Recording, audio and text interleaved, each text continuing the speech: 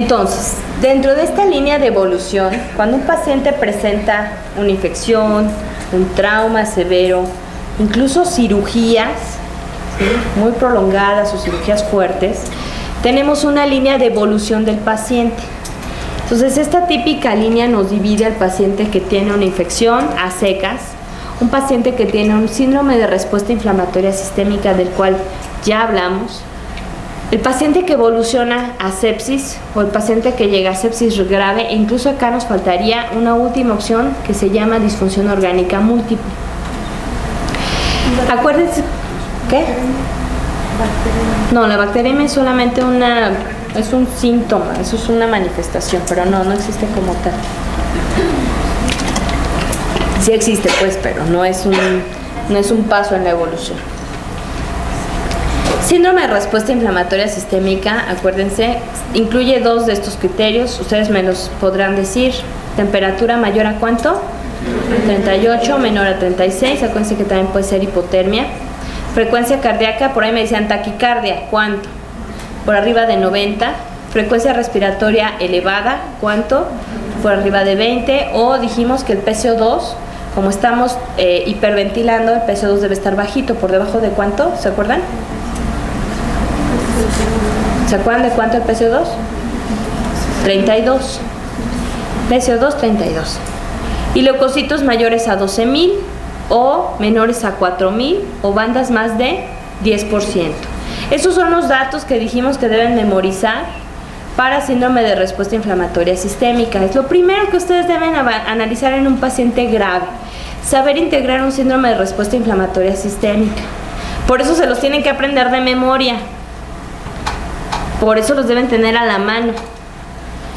Posteriormente, el paciente que además de la respuesta inflamatoria sistémica se agrega un foco infeccioso, tiene sepsis.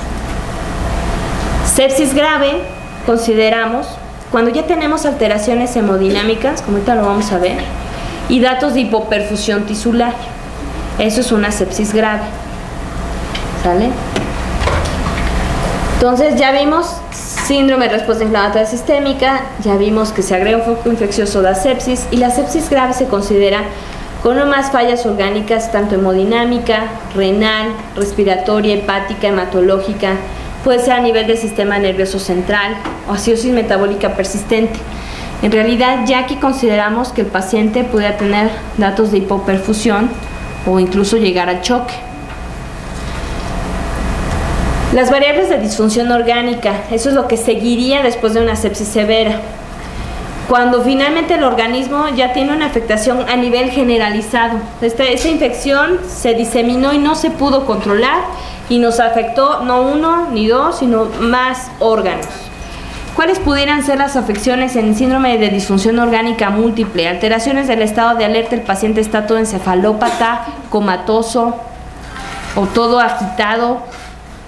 El paciente puede estar con taquipnea, con hipoxemia, presión arterial oxígeno menor a 70, saturando menos del 90, o con un índice de Kirby menor a 300, taquicárdico, con hipotensión. A nivel hepático ya hay una inflamación hepática que se va a manifestar como ictericia, elevación de enzimas hepáticas, disminución de la albúmina, prolongación de tiempos de coagulación. Quiero que vayan pensando en el contexto, porque este es el paciente más grave que ustedes se van a encontrar. Este es el paciente más grave que ustedes van a poder detectar. Generalmente, pues es a lo largo de 2-3 días de que el paciente cursó con una sepsis severa sin poderse estabilizar.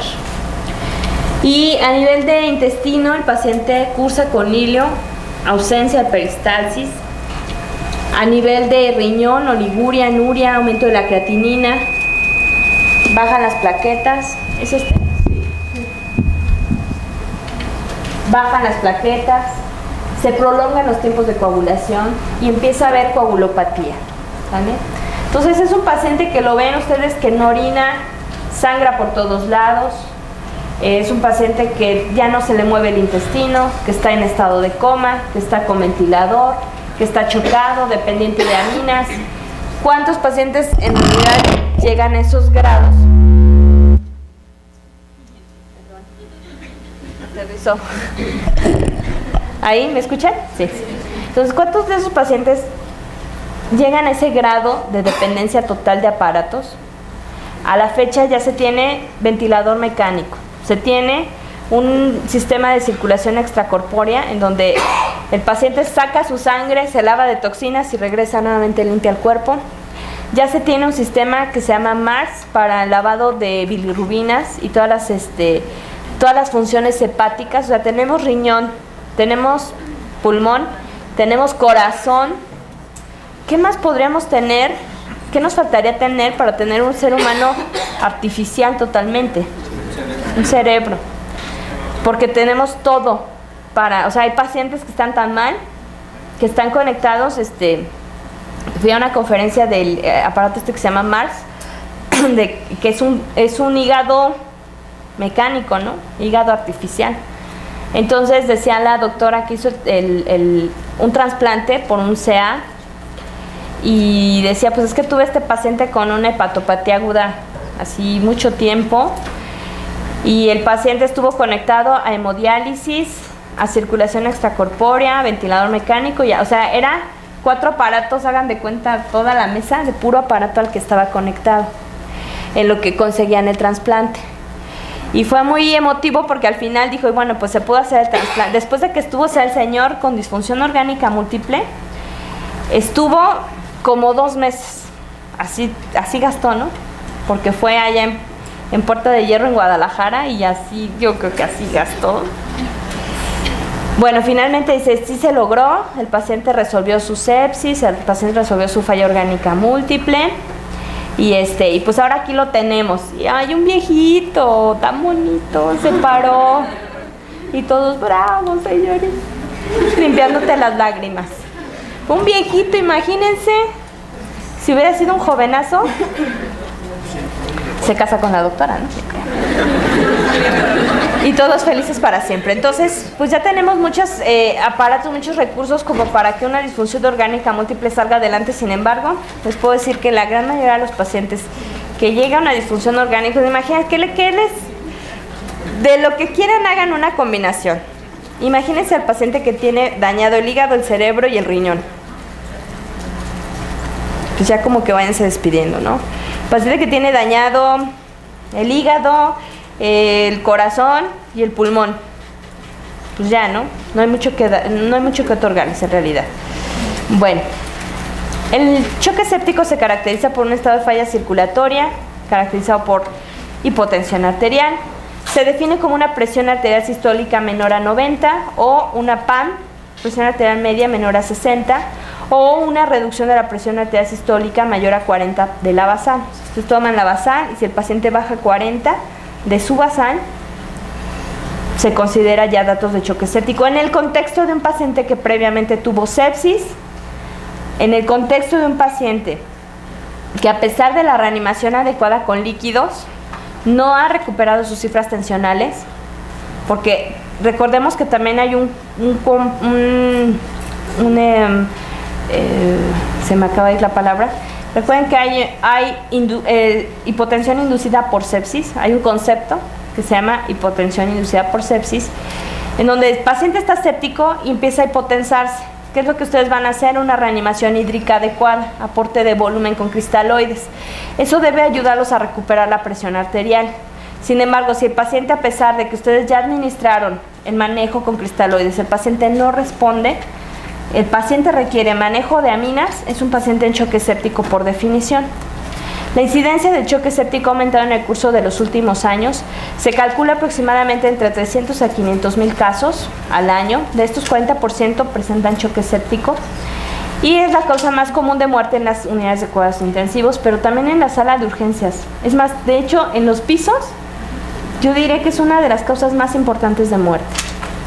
Causa número 1 de mortalidad general, causa número 13, perdón, de mortalidad general, lo cual es de 50 a 60%. Académicamente lo podemos dividir en 3 fases: una fase de inducción, una fase de síntesis, secreción de citocinas y cascada de la sepsis. Y no, bueno, pues no es otra cosa más que la interacción de lipopolisacáridos de las paredes bacterianas, ¿sale?, con linfocitos B plasmáticos que van a generar anticuerpos que a su vez van a activar otro tipo de linfocitos, linfocitos T. Estos linfocitos T activados empiezan liberación de citocinas y empieza la fase de inducción. ¿Vale?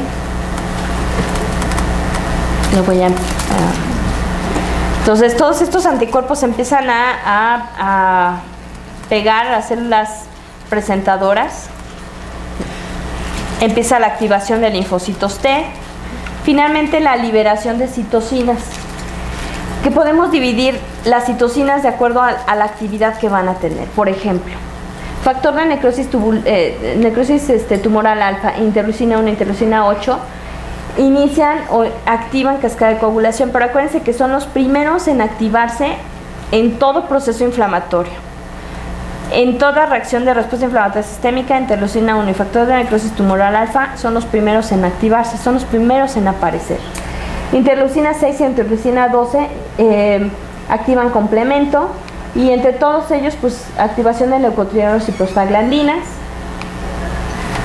Debe existir un balance entre mecanismos activadores de la inflamación, pero también existen mecanismos que desactivan la inflamación. Porque si ustedes estuvieran ante un cuadro gripal, vamos a ponérselos así, y empezaran a hacer su cascada inflamatoria, si no hubiera nadie que regulara esa inflamación, si no hubiera un sistema que detuviera la activación de esa inflamación, ustedes morirían de sepsis por cualquier gripa. Entonces el organismo tiene dos sistemas, tiene un sistema de activación y tiene un sistema de desactivación. Como en el caso de la cascada de coagulación, existe un sistema que genera los trombos y otro sistema que se los va comiendo, que lo va limitando la formación de esos trombos. Entonces, si este equilibrio entre los activadores y los desactivadores se pierde, entonces vienen las respuestas sobreagregadas. ¿Por qué puede perderse este equilibrio, muchachos? Por una infección muy fuerte, por algo que sobrepase ya los mecanismos compensadores. Puede llevarlos a CID, lesión endotelial, choque hipovolémico, SIRA o SIRPA y falla orgánica múltiple, como consecuencia de las propias defensas de su organismo. Esto es lo que va a hacer que el paciente llegue finalmente a la muerte, que no se pueda detener toda esta respuesta inflamatoria. Entonces, la lesión inicial o el proceso inicial, la activación inicial se debe a un proceso infeccioso, se liberan toxinas bacterianas, se activa el sistema inmunológico. De este sistema inmunológico tenemos dos vertientes: el sistema humoral con liberación de anticuerpos y el sistema celular de defensa, todos estos linfocitos T que son respuesta celular. La respuesta humoral pues solamente nos va a llevar a la activación, igual el sistema de linfocitos T o sistema celular nos lleva a la activación de complemento, activación de la cascada de coagulación, a la activación o a la atracción de cininas, la activación de células endoteliales y toda la maduración de macrófagos, monocitos, linfocitos, neutrófilos. Todos tienen que empezar a hacer sus funciones y a madurar ya. Y obviamente toda esta activación nos lleva a la liberación de productos proinflamatorios.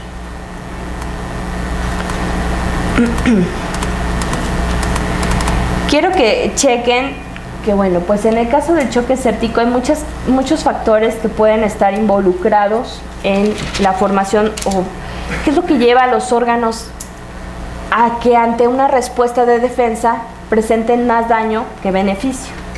Pues obviamente liberación de leucotrienos y prostaglandinas, que nos van a traer como consecuencia vasodilatación, activación de interleucinas, que nos van a traer más, que van a ser quimioatrayentes, proteasas, que además de destruir o intentan destruir a los enemigos o los agentes atacantes, pues van a hacer daño tisular. Elastasas, colagenasas, por eso es que mucha afección va de primera intención a pulmones. Radicales libres, factor activador de plaquetas, óxido nítrico y superóxido, que son radicales libres. Entonces, en realidad, en conclusión, lo que quiero decirles es que el hecho de que una partícula, una infección, llegue a la sangre, tiene como consecuencia activación de sus defensas, pero sus propias defensas no son selectivas solamente contra aquello que nos está atacando. Las defensas liberan muchas otras sustancias que nos van a dar las manifestaciones clínicas del choque séptico, de la propia sepsis y finalmente de la falla orgánica múltiple. Generalmente lo común de todas las infecciones severas asociadas a sepsis es el daño endotelial, de ahí a la falla orgánica múltiple y ahí a la muerte. Tenemos dos cascadas que participan activamente en esto, que es la cascada de la inflamación y la cascada de la coagulación y la fibrinólisis. Pero todo esto, si lo pudiéramos englobar, todo esto vendría siendo parte de lo mismo y un revoltijo de todo. Yo no puedo decir que la muerte sea solamente debido a isquemia. La muerte en un paciente con choque séptico se debe a que tiene disfunción endotelial, tiene inflamación, tiene coagulación activada, hacen trombos y otra vez, ¿no? Es un círculo vicioso, otra vez. Si existe una trombosis, pues va a haber inflamación, va a haber más coagulación. Si existe inflamación, va a haber más trombosis, etc. Entonces todo esto es un revoltijo y es un círculo vicioso. Una de las vías activa a la otra y viceversa. Si se activa una de las vías, se activa la otra. Estoy hablando de inflamación y coagulación. Pero quiero que vean la mortalidad asociada al paciente con choque séptico.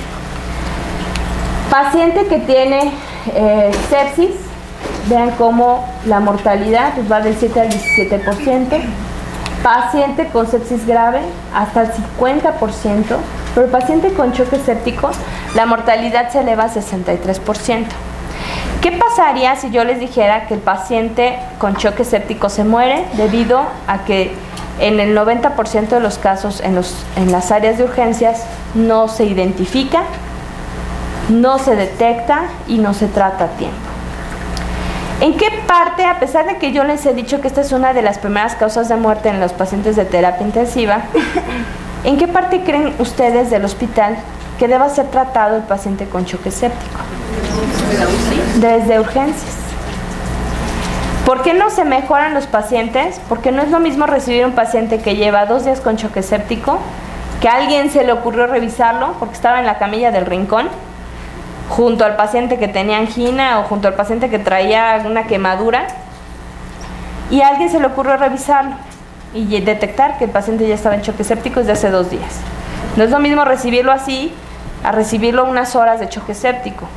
La mortalidad va siendo directamente proporcional al tiempo de retraso en el tratamiento. Por eso es necesario y es indignante que ustedes como médicos de primer contacto, porque lo van a hacer, ustedes van a ser médicos de primer contacto o ya lo son, no sepan detectar un choque séptico. Es más, no les pasa ni por acá la idea de que el paciente pueda tener sepsis. No sé por qué, si no es tan difícil. O sea, si yo les dijera es que la sepsis solo se detecta si le ponen un catéter de Swan-Ganz, bueno, diría, pobrecitos, ellos a duras penas saben inyectar intramuscular. Bueno, pobrecillos. Pero en realidad, para detectar sepsis, para detectar un choque séptico, no le estamos pidiendo otra cosa más que le tomes la frecuencia cardíaca, la respiratoria, una pinche DH y tomarle su TEA. Nada más. Y tomarles la temperatura. ¿Dónde está ahí lo que ustedes no pueden hacer? ¿Dónde está ahí lo que no se pueden aprender? Criterios de sepsis. ¿Sale? Y ahí, de ahí a lo mejor yo agradecería mucho. No, ese no es bien. Aquí me he encontrado varios internos que todavía me tocaron de internos o de estudiantes, no sé. Y yo agradecería mucho que me digan, yo no sé qué tiene. Se ve bien malito, para mí tiene sepsis, véngamelo a valorar. Está muy bien, o sea, a lo mejor tú no diste ese 100% de iniciar el tratamiento, pero hiciste algo muy grande por el paciente. Le redujiste la mortalidad. Le estás dando una esperanza de vida al detectarlo de forma temprana. A lo mejor tú no estás iniciando el tratamiento, te doy tus cocos, no pasa de ahí, pero no le estás retrasando la posibilidad de que alguien más no inicie el tratamiento que debe ser. El cuadro clínico del choque séptico se puede dividir en 2 fases, la fase hiperdinámica y la fase hipodinámica. Abusados. Paciente que pasa de la fase hiperdinámica a la fase hipodinámica está muerto. O sea, aunque esté vivo, está muerto.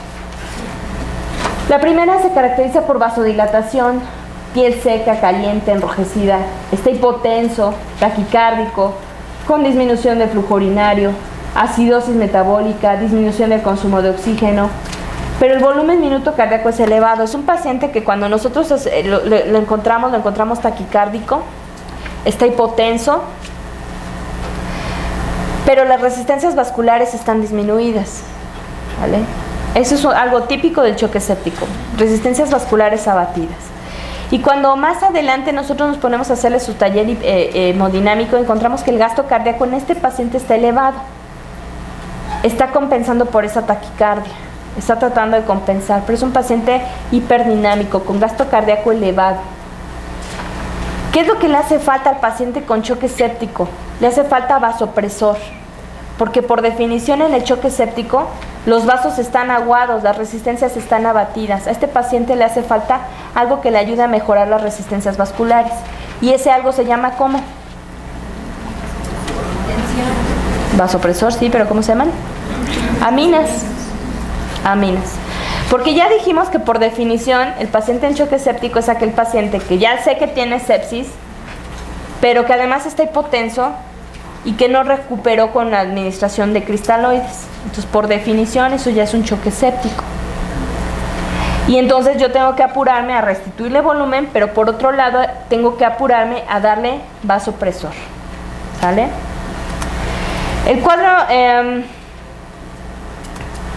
la fase hipodinámica es un estado avanzado de sepsis en la cual encontramos la piel fría, ya marmórea, moteada, cianótica.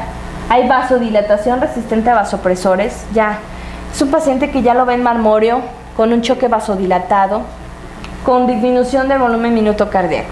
Este paciente ya está casi premortem. Entonces tu tarea es evitar que el paciente caiga de una fase hiperdinámica a una fase hipodinámica. Y aunque no te sepas el concepto, tu tarea es que el paciente se recupere lo más rápido de esa vasodilatación, que tu paciente tenga el apoyo vasopresor lo más pronto posible, para que no caiga de una fase hiperdinámica a una fase hipodinámica, en donde los vasos sanguíneos ya están tan aguados como calzón viejo, como resorte de calzón viejo, que por más que tú le metas las aminas, no va a responder. Por eso les digo, el paciente que cae a la fase vasodilatada, hipodinámica, ya se murió. El pronóstico de choque séptico es muy grave, con una mortalidad cercana al 100%.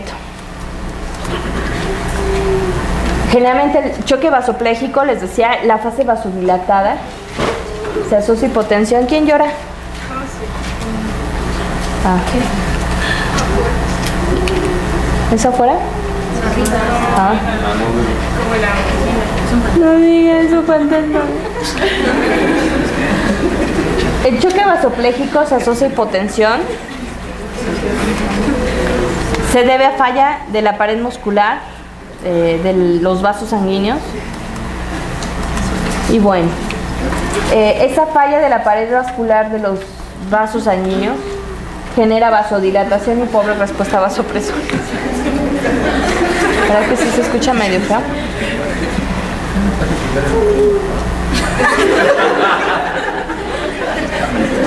Bueno, yo espero que sean de dolor. Que sean de dolor. Bueno, entonces muchachos, esto es importante porque ustedes se van a encontrar casos de pacientes que tienen las aminas al tope, y por más que ustedes suben las aminas, que por más que suben, no lloren.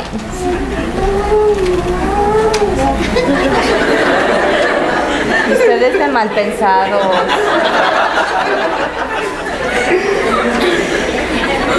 Ustedes de mal pensados. Que los fantasmas, pues. Yo sí ya había pensado en otra cosa. No. Entonces les decía, al paciente que cae en un choque vasopléjico, esto es importantísimo porque por más que le subamos aminas, son pacientes que ya tienen noradrenalina, dopamina, terlipresina y el paciente no responde. Consideramos que el paciente ya tiene una disfunción de la musculatura vascular porque hubo ya un consumo total de óxido nítrico, el paciente no va a responder a los vasopresores. Puede ser la patología final de diversos padecimientos y choque severo de cualquier causa, el choque séptico. Y bueno, pues aquí hay algunas de las funciones o actividades que se están generando, que se están alterando principalmente. todos los sistemas que están interactuando en el caso de un choque séptico: adrenalina, angiotensina, entrada masiva de calcio, activación de sinasas. Esto genera finalmente fosforilación de todas las proteínas musculares y genera una vasodilatación. Por otro lado, pues toda esta activación del óxido nítrico nos va a dar también vasodilatación, pero les decía yo que cuando el óxido nítrico, pues ya cuando más bien todos los mecanismos compensadores se consumen, el paciente va a tener una vasodilatación permanente, persistente, y por más que ustedes le hagan, pues no va a ser. De primera instancia una vasoconstricción, finalmente pues una vasodilatación. Me voy a saltar un poquito. Bien. Para el choque séptico, muchachos, es esencial el diagnóstico, manejo oportuno y adecuado del choque séptico. Y yo les decía, es que es imperdonable que ustedes, aún en el nivel que están, no sepan reconocer un choque séptico. Las dos fases del tratamiento de la sepsis grave es estabilizar hemodinámicamente y controlar la infección. ¿Y por qué nos referimos a las fases de tratamiento de sepsis grave y no de choque séptico? Porque lo ideal es que ustedes traten al paciente que tiene sepsis grave para que no evolucione en su choque séptico. El hecho de evolucionar hacia el choque séptico le incrementa al paciente la mortalidad hasta el 80%. Entonces, para tratar la sepsis grave, estabilizar hemodinámicamente, yo ya sé que el paciente que tiene sepsis grave puede estar hipotenso y tengo que iniciar mi reanimación con líquidos. Aproximadamente 30 mililitros por kilo, pasarlos en 1 hora, que esto es lo equivalente a pasar 1 litro en 1 hora. Agentes vasoactivos, si es que no me responde a la administración de líquidos, pero muchachos, hago el hincapié de que yo no puedo manejar a un paciente así de grave o con potencial gravedad y decirle a la enfermera, pásale una carga, e irme a comer unas tortas afuera del hospital y dejarlo ahí a libre evolución. Tengo que pasar la carga y después de la carga tengo que evaluar si el paciente mejoró o no el estado hemodinámico, es decir, si mejoró la taquicardia, si mejoró la hipotensión, y si no es así, iniciar el manejo con vasopresores. Quiero que se imaginen en la escena, tienen al paciente que lo acaban de operar hace una semana, le dejaron una gasa adentro, ustedes no lo saben, el paciente tampoco, pero viene con un dolor abdominal, viene con fiebre, trae leucocitosis, tiene taquicardia, tiene taquipnea, se ve mal, se ve amarillo, como decimos, se ve séptico. Y obviamente tiene un foco infeccioso. Este paciente ya cumple criterios para sepsis, pero además está hipotenso. Entonces tiene datos de sepsis grave. ¿Por qué? Porque además de la sepsis ya tiene un dato de hipoperfusión. Si esa sepsis grave, yo sé que tengo que reanimarla primero con líquidos, paso mi carga de 1 litro y evalúo en media hora, 1 hora, lo que haya tardado para pasar, si el paciente mejoró en algo su taquicardia, si mejoró en algo la función de la orina, si mejoró la hipotensión, y si no, no me puedo esperar. Tengo que iniciar forzosamente manejo de agentes vasoactivos. Y por otro lado, el control de la infección. Antibióticos o control a la fuente, que en este caso que les puse, pues sacarle la gasa que le dejan, con todo y pinza. Entonces, bueno, pues esto nos lleva a evaluar pues un correcto manejo de la sepsis. En el caso de la sepsis, muchachos, híjole, todo puede llevarnos a la muerte. La activación de las interleucinas, de los interferones, la activación de del sistema renina-angiotensina-aldosterona, todo, la activación de las plaquetas, todo puede llevarnos a la muerte en estos casos. Y bueno, en cuanto al tratamiento, muchachos, tratamiento y diagnóstico. La campaña Sobreviviendo a la Sepsis, no hay más. Hay que buscar las actualizaciones. Cada 1 o 2 años nos renuevan, existen las actualizaciones de la campaña. Esta campaña tiene como objetivo mejorar el cuidado de los pacientes sépticos, decirte que sí y que no, decirte qué cosas son macuarradas, como dar dopamina dosis dopa. Eso es macuarrada, ¿no? Aquí no lo ponen así, pero te dicen no manches tu vida, eso no. Te ayudan a mejorar los criterios de diagnóstico. Entonces esto es de ley que antes de entrar a la residencia lo tienen que leer. Cualquiera que sea tu especialidad, de ley leer, aventarte, chutarte las campañas de sobreviviendo a la sepsis, y creo que este año ya toca actualización, si no es que ya salió y yo no me he enterado, porque gracias, me cancelaron mi cuenta de la UNAM. Fase 1, en la fase 1 de cómo se fue desarrollando estas campañas sobreviviendo a la sepsis, primero una declaración de Barcelona, después lineamientos de manejo y después se evaluó el impacto sobre los resultados clínicos. Entonces, lo que quiero decirles es que las guías que generalmente publica Critical Care se han ido actualizando gracias a muchos consensos, pero algo importante es que las guías se evalúan, digamos que todos ustedes son investigadores muy prestigiados, todos evalúan o han hecho estudios sobre sepsis. Alguno de allá dirá, pues yo hice un estudio sobre uso de estatinas y sepsis, la doctora acá hizo su estudio sobre manejo de heparina en sepsis, los de allá manejo hídrico en sepsis. Entonces todos ustedes son expertos en sepsis y todos trajeron sus estudios. Y a mí, como miembro honoraria del consejo, me toca hacer las guías en base a los resultados que ustedes han otorgado, ¿sí? Todos los estudios clínicos que se han hecho. Entonces estas campañas reúnen lo mejor de lo mejor, y de eso mejor nos empiezan a dar indicaciones. Nada más un repaso, recuerden los grados de recomendación: A, apoyado por al menos 2 investigaciones nivel 1, B, apoyado por una investigación nivel 1, o sea, estudios clínicos controlados aleatorizados; C, apoyados en investigaciones de nivel 2, D, apoyado por una investigación nivel 3, y E, apoyado por niveles 4 o 5 de evidencia, o sea, reporte de casos, opinión de expertos que no tienen mucha validez. Y bueno, grados de evidencia: estudios grandes randomizados con bajo riesgo de falsos positivos; grado 2, estudios pequeños randomizados, resultados inciertos; grado 3, ya ahí yo ya dudaría, ¿no? Un grado 3, estudios no aleatorizados, no randomizados, con controles contemporáneos; 4, no aleatorizados, ya que yo ya ni los usaría; y 5, serie de casos, opiniones de expertos, pues como que yo no usaría ese tipo de evidencia. Bueno, entonces, el uso temprano de la terapia, el tratamiento de choque séptico, nos dice que es un grado B, y nos dice que la reanimación del paciente con sepsis grave se debe iniciar lo más pronto posible una vez identificado el síndrome. Le toca al de urgencias, no le toca al de piso. Debe iniciarse lo más pronto posible, muchachos, durante las primeras 6 horas, o sea, de que entra a que ustedes le hacen todo el diagnóstico, deben pasar 6 horas para que ustedes no solamente lo diagnostiquen, sino que además inicien el tratamiento y obtengan metas. Eso es algo muy difícil. Pero a ti, como residente de urgencias, de medicina interna, de cirugía, te toca ver estos pacientes, hasta el pediatra. En 6 horas, tu obligación como médico y tu obligación legal, porque además si algo pasa, más hasta el ginecólogo, tu obligación como médico es que en 6 horas tu paciente tenga lo que tenga. ¿A poco las ginecológicas no hacen sepsis? Sí. Claro que hacen sepsis. Los ortopédicos, ¿a poco no hacen sepsis? No, sí. Más si fueron, no, bueno, no porque sean unos cochinos, sino porque una fractura expuesta es una de las más contaminadas.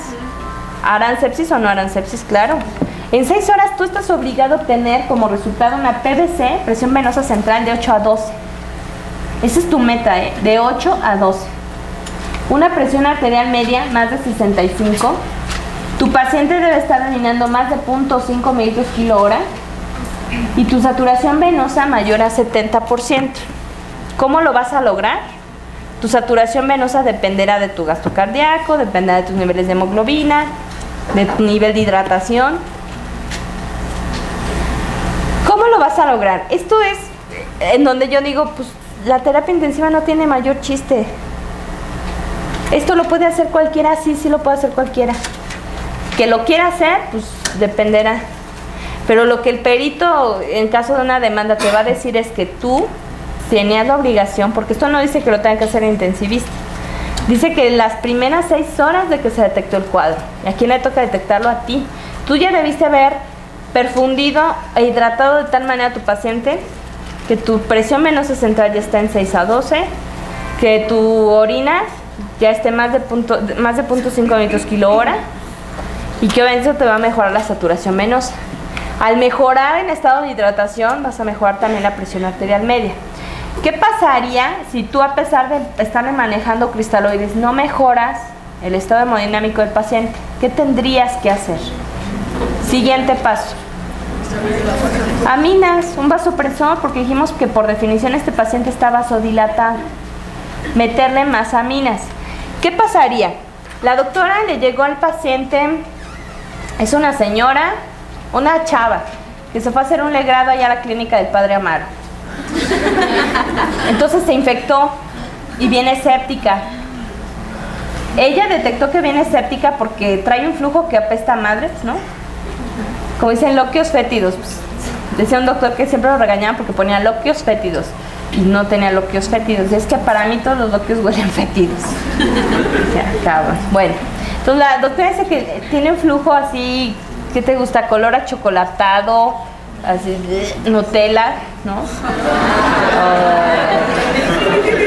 Es para evitarles ese tipo de alimentos, muchachos. Está muy mal que coman Nutella. No, tipo Nutella ya sería una fístula rectovaginal, ¿no? Bueno, entonces, pues achocolatado. Y además huele a pescado, ¿no? Bueno, y la paciente trae fiebre, taquicardia, taquipnea, está toda desorientada, le llama al Padre Amaro, y ella detecta que hay un foco infeccioso a nivel de útero. Entonces considera cuál sería su diagnóstico. Hasta este momento, sepsis. Después se encuentra que al ya pasarla al área de valoración de urgencias está hipotensa. Está hipotensa y además ya el estado neurológico está como que fluctuando. Eso sería una sepsis grave. Ella iniciaría el tratamiento ¿con qué? Con líquidos.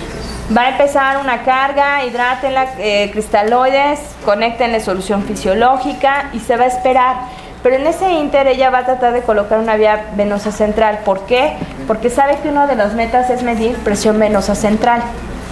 Ahora bien, ¿qué pasaría si la doctora al administrar 500 mililitros de solución fisiológica, su presión venosa central inicial era de 5? No está en meta, ¿están de acuerdo? Pero ella al administrar 500 mililitros solamente, la presión venosa central se le fue hasta 15. En realidad este paciente toleró muy poco el volumen, ¿sí? Toleró muy poco el volumen, porque con medio litro le subió casi 10 mililitros la presión venosa, 10 milímetros de agua, centímetros de agua, la presión venosa central. Ella tiene que tener mucho cuidado porque siguiente medio litro, ¿hasta cuánto le va a llevar la presión venosa central? Entonces su paciente va a caer en edema agudo pulmonar o falla cardíaca. ¿Qué es lo que tendría ella que hacer? Decir, pues me voy más lento con los líquidos, pero como todavía sigue hipotensa, ¿qué le voy a iniciar? ¿Ven cómo la terapia intensiva es bien fácil? Son intensivistas, chingados. Ya me pueden ir a cubrir. Entonces, va a buscar la doctora llevar a cabo sus metas.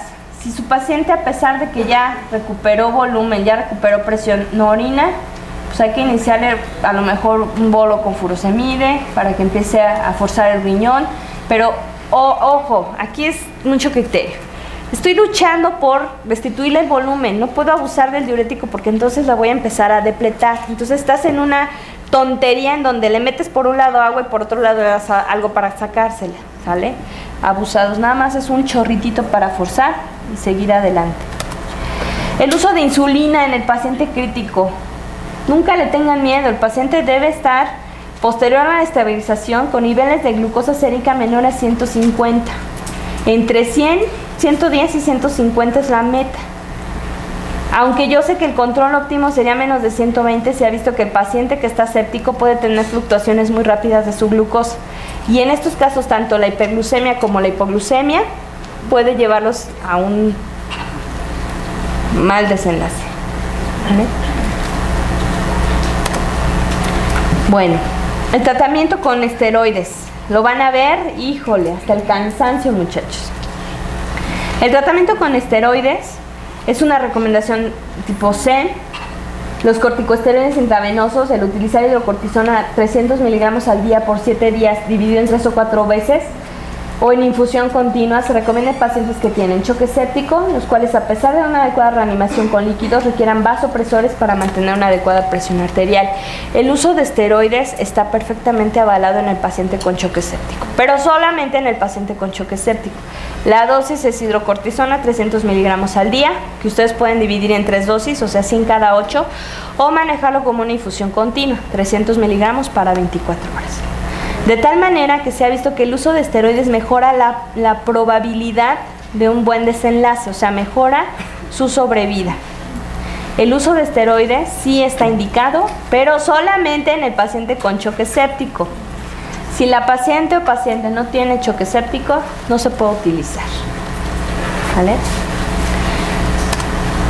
También otra recomendación que nos hacen las guías es el uso de la ventilación mecánica, pero ¿se acuerdan cuando hablamos de SIRA que dijimos que tiene que ser a niveles pulmonares o de volumen bajos y que necesitábamos mantener ciertas presiones a nivel de pulmón?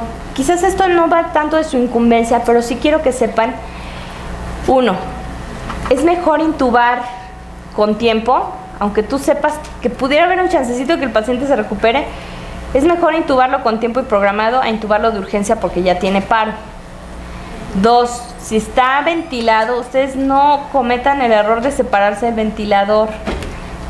Sé que van a llegar a los hospitales y que esto de la ventilación mecánica para ustedes es pues es algo casi nuevo, ¿no? Poco conocido porque difícilmente de internos los dejaban acercarse al ventilador, ¿sí o no?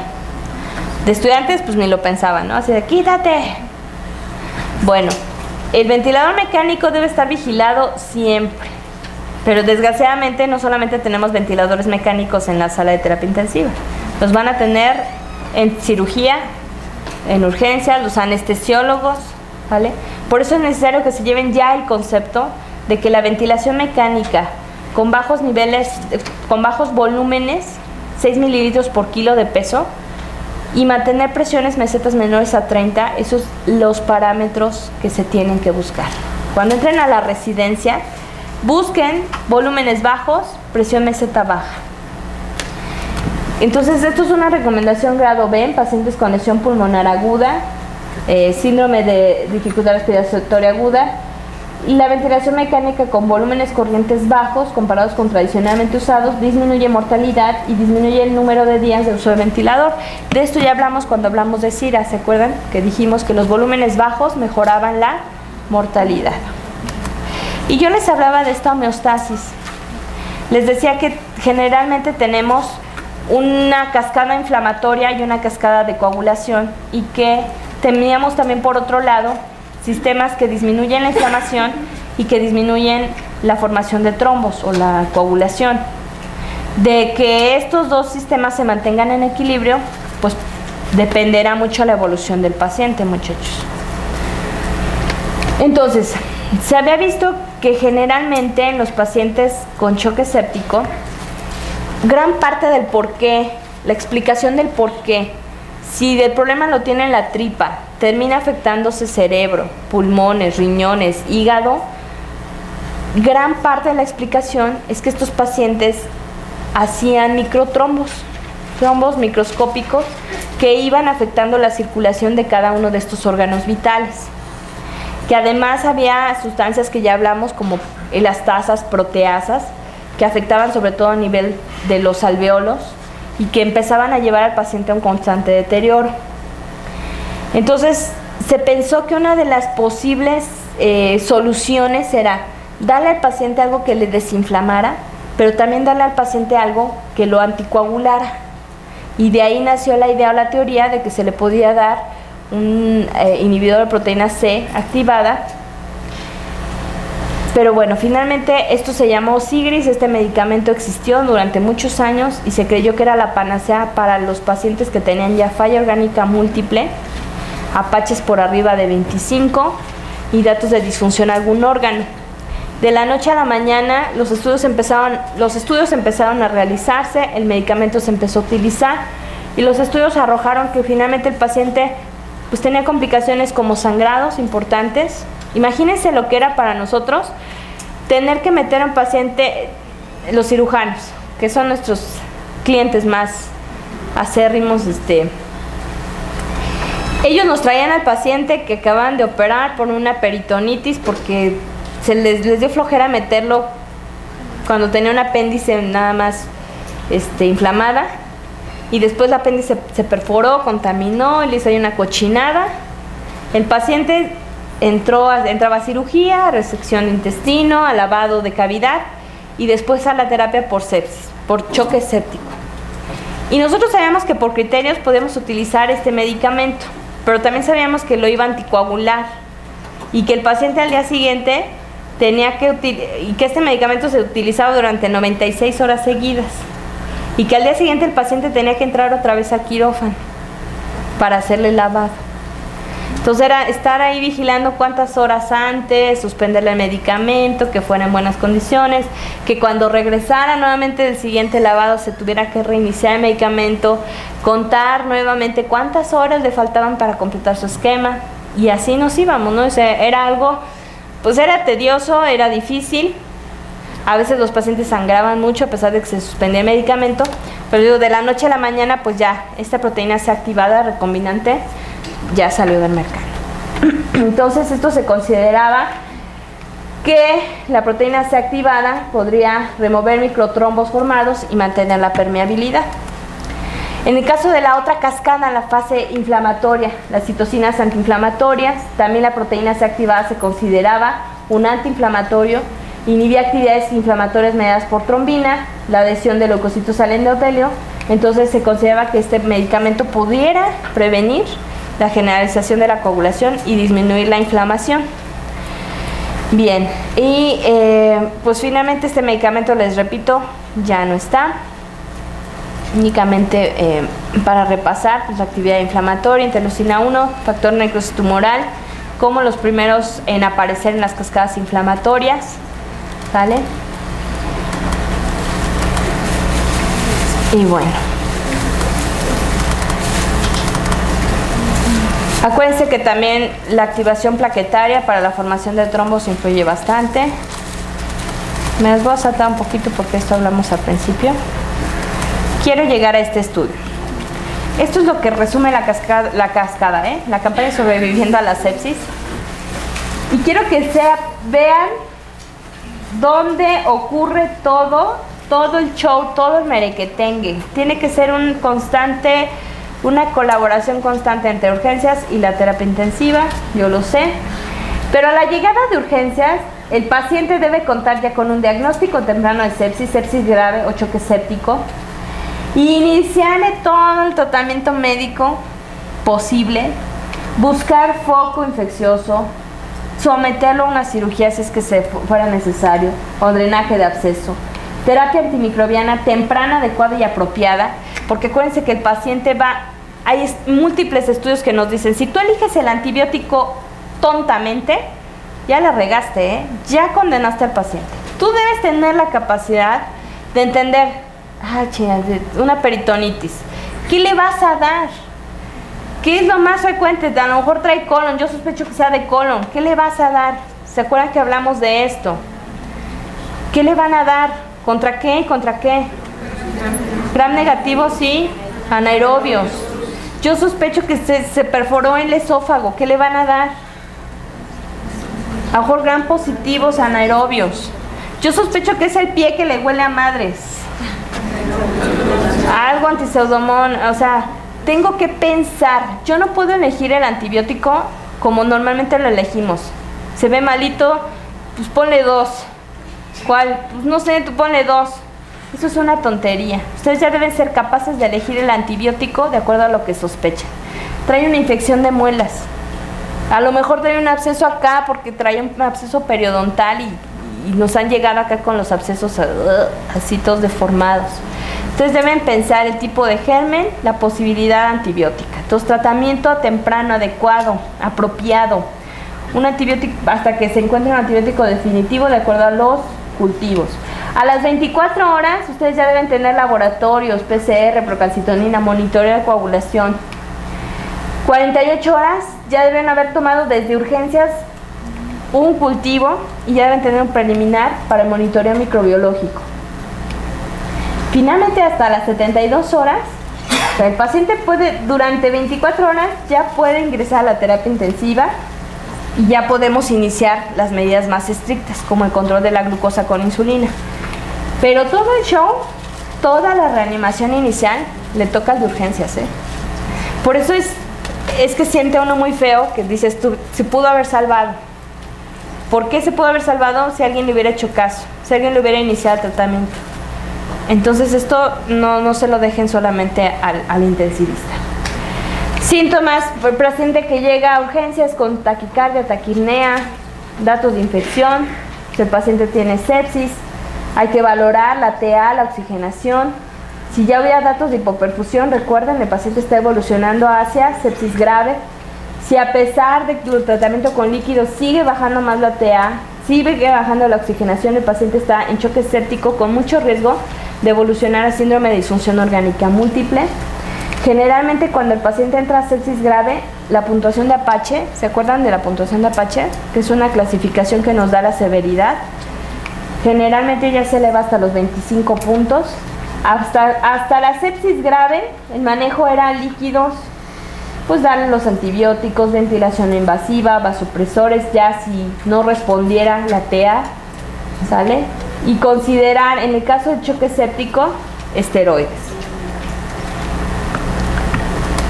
Conclusiones, muchachos. Recientemente, nuevos avances de manejo de sepsis grave, choque séptico, han demostrado mejorar sobrevivir en pacientes críticos.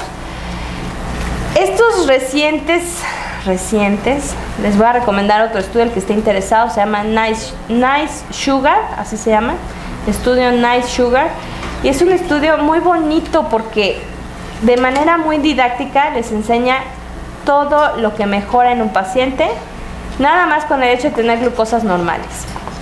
Entonces, estos descubrimientos relativamente nuevos incluyen control estricto de glucosa, una terapia temprana dirigida con metas, que son estas metas que ya dijimos que la doctora va a llevar: su saturación, su PVC, su manejo de la oliguria, el uso de esteroides, uso de ventilación corriente con volúmenes bajos, ventilación mecánica, uso de proteínas activadas, pues ya no. Y conocer o reconocer que los lineamientos de la campaña sobre a la sepsis son el mejor estándar de cuidado para pacientes con choque séptico y sepsis severa, muchachos. Bueno, creo que es la última. Sí, es la última. ¿Dudas, muchachos? ¿Dudas? ¿Preguntas? Choque séptico deben estudiarlo todos.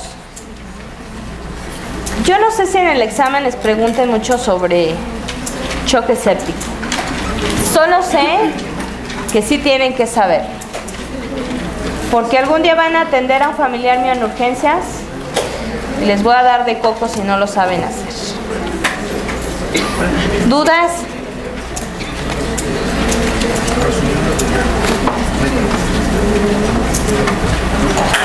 De esta y de la otra, ¿eh? ¿Nada? Bueno, entonces, ¿qué quieren que veamos para la siguiente clase en urgencias?